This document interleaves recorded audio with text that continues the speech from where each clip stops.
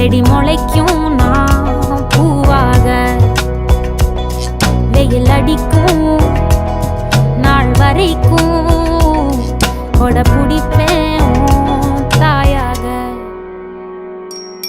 நீ நீ சொல்லும் கதை நான் நான் கேட்கும் வர நாமாவும் மாய பறவைகளே. தென்கிழக்கு தேன் சிட்டு செம்பருத்தி பூ